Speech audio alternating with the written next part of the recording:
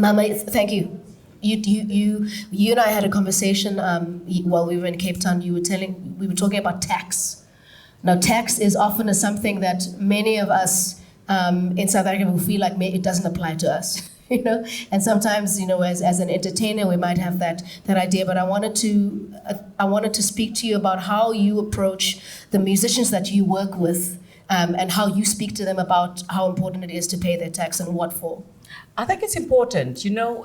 We as artists or people in the creative industry, we're not exonerated from paying taxes.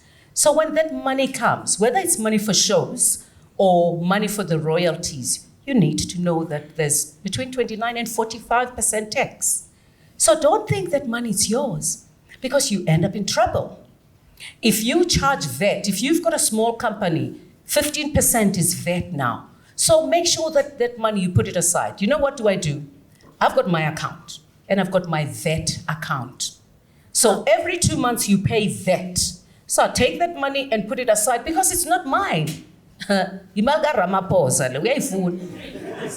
that money after 2 months, you have to put it there. Because remember, the people who paid you, you've given them an invoice.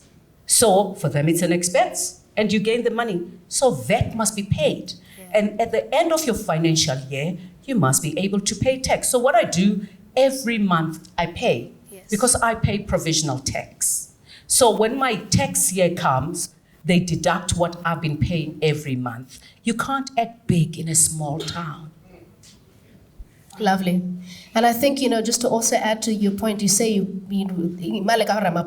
actually, it's the money of the people. It's the money of the people. We can't say the tax doesn't apply to me. What you're saying when you say tax doesn't apply to me is just saying, but no, I take no responsibility for my country. Somebody else can take responsibility. And that is actually an attitude that we cannot afford to have any longer.